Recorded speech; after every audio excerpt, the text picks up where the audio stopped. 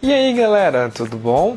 Hoje nós vamos falar sobre literatura e o livro de hoje será o Reprodução do Bernardo Carvalho. Reprodução do Bernardo Carvalho é o quarto livro deste romancista contemporâneo que tem abocanhado diversos prêmios no Brasil.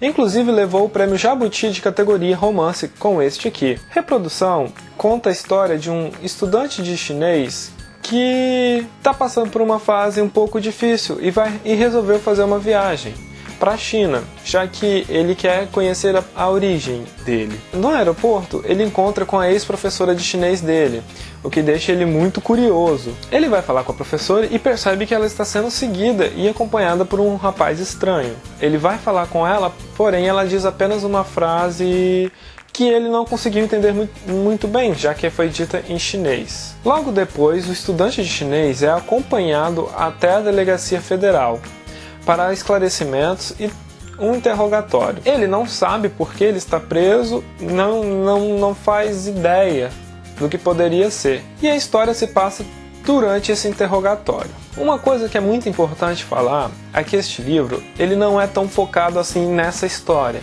Parece que a história é um pano de fundo, né? É uma coisa para ficar ali por trás das questões secundárias com que o autor vai trazer. O autor traz diversas questões contemporâneas dentro do texto. Inclusive, a própria linguagem ela é uma indicadora disso. Todo o texto, todo o livro é trabalhado em cima de um grande monólogo, sendo dividido em 3 partes. Só que esse monólogo, ele não é bem um monólogo, ele é o que se pode dizer de um diálogo abafado. Por quê? Ele tem a constituição de um diálogo, ele leva a entender que está havendo um diálogo, porém, você só tem a voz de um lado. Por isso ser um monólogo. É só o pensamento desse estudante de chinês ou a imaginação do estudante de chinês. Ou o que ele pensa ter ouvido e etc. Porém, só é um lado ali. Você só tem uma visão muito fechada da história.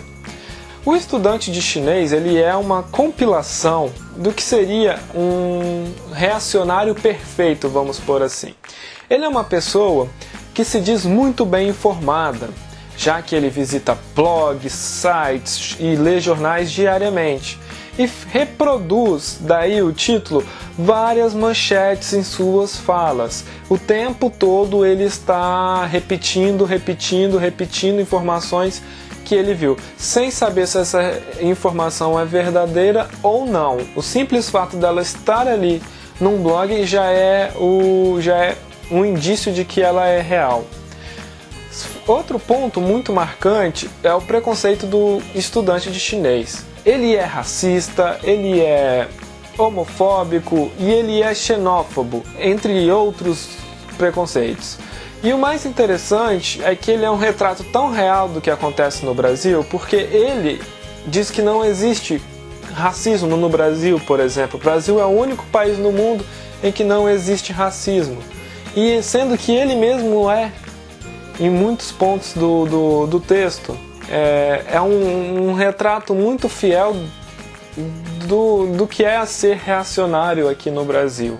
Mas tudo vai girar em torno exatamente dessas micro-reproduções e desses preconceitos velados. Inclusive, na sinopse, o autor chama o seu personagem de blogueiro de direita, né? Um blogueiro reacionário. E, inclusive, esse ponto dá muita raiva enquanto é feita a leitura. Em diversos momentos eu tive vontade de fechar o livro e socar a cara desse rapaz. Por diversas vezes eu fechei o livro e já estava indo escrever um textão em protesto contra, achando que é verdade, como se eu estivesse lendo uma notícia de jornal.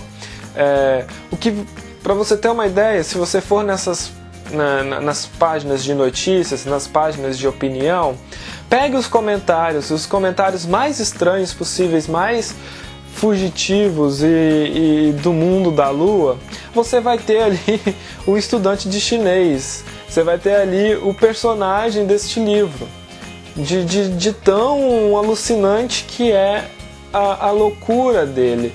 E isso é bom, porque causa um desconforto na gente e você percebe coisas escondidas que são preconceitos, são formas de preconceito, mas que geralmente passa despercebido. E nesse livro você se toca, você fica nervoso com isso. Outro ponto é esse acreditar piamente em notícias da internet, como se fossem fontes super confiáveis e que você deve ler e levar aquilo para sempre. Não, o certo é questionar se aquilo realmente é, se não é uma mentira, se não foi uma manipulação e etc. Mas não, o estudante, ele pega e reproduz. A vida do estudante é uma reprodução contínua, né? A vida do brasileiro, ela é uma reprodução contínua. Pego daqui, levo para ali. E ponto, sem ter nada no meio, o que é extremamente ruim, né? O terceiro ponto é ainda ligado à informação, porque para ele sabedoria e informação são sinônimos, sendo que não é bem isso. Uma pessoa que lê jornal não necessariamente é sábia, ela não necessariamente é inteligente só porque ela sabe 1001 notícias, sabe 1001 manchetes, né? Ela pode ler tudo aquilo e apenas reproduzir. Ela simplesmente repetir. E aí? Será que existe alguma criticidade? Existe algum valor nisso? Então é complicado de se falar. O livro, ele é um pouco complicado de se ler. Por esse monólogo, por essa única fala, e são parágrafos extensos, são falas extensas, e são falas frenéticas, e tem hora que parece que está faltando ar na hora da leitura, porque ela está tão frenética que você vai, e não consegue parar. Só que ela te dá uns nós, aí você se vê, como assim? Não estou entendendo, aí volta e vai. Então, assim, a estrutura da narrativa, ela é um pouco complicada a princípio. Porém, isso é uma coisa que é um ponto positivo, porque ela te prende de uma maneira espetacular. Tipo, você vai, naquela coisa tão frenética que você não quer parar, você quer ir, você quer saber o que vai acontecer, o porquê que está acontecendo, você quer desenrolar daquilo, né? Aonde quer chegar com aquela fala. Isso é muito interessante também. No geral, é um livro, quando a gente fala de dificuldade de leitura, é um livro mediano. Então, eu acho assim que qualquer um pode sim pegar o livro e ler. No fim, eu gostei muito do livro, eu super recomendo, acho que é uma leitura que, sim, que vai causar estranhamento, que não vai ser fácil, mas que é recompensadora. As críticas que estão dentro deste livro são sensacionais.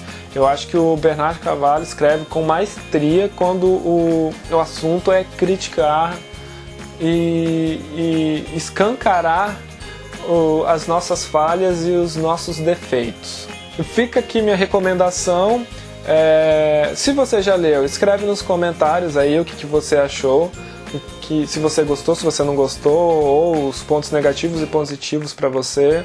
E você que ainda não leu, comenta se está com vontade ou não, ou indique algum outro livro para leitura futura e debate aqui no canal. Eu espero que todos tenham gostado.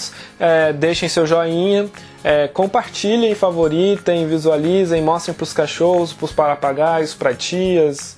E aproveita aí que a gente está chegando no Natal e vai ter bastante tio e tia em casa, então vai lá, mostra o vídeo para eles, fala: vem cá, tio, vem cá ler esse livro aqui, olha só que interessante, para ajudar no crescimento do canal.